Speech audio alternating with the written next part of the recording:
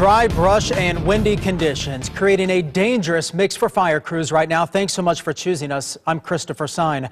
Smoke visible in the East Valley from the Comet Fire, which is burning in the Queen Valley area. That's just north of Florence Junction near the US 60. ABC 15's Navita Forgani is there live. And Navita, bring us up to speed. Are any homes threatened, and how big is this fire?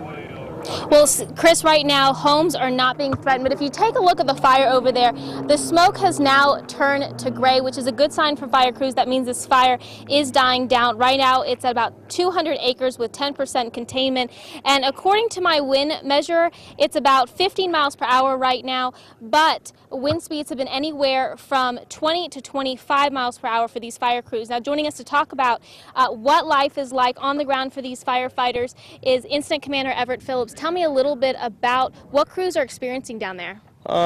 Crews are experiencing the fires moving and some heavier fuels, but when it gets out of the heavier fuels into the light fuels, it seems to be dying out.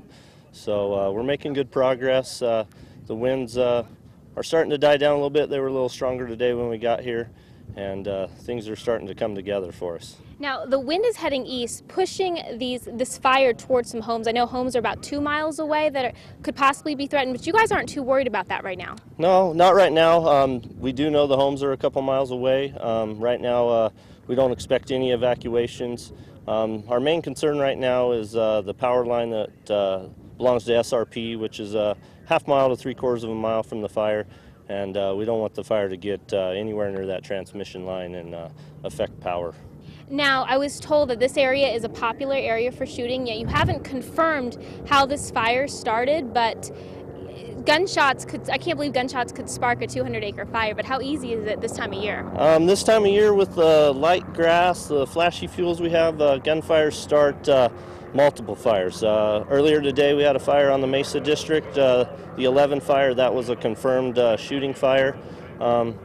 As you said, this fire is still under investigation. We're not for sure if it's a shooting fire or what started the fire, so it is under investigation, but shooting fires are a big problem right now. And you're at a stage 2 right now. What does that mean for people who might come out here and enjoy the forest? Stage 2 fire restrictions on the Mesa and Cave Creek District. There's still some multiple places you can have campfires. The rest of the forest is no campfires anywhere, no shooting, no fireworks, anything of that nature. All right, thank you. Thank you so much for giving us that information. Now, I just want to stress to you again that this wind is pushing east, pushing it towards home. Ideally, fire crews would want that wind to switch direction, pushing the fire towards us, because if you take a look at the terrain right there, there's not a lot of fuel.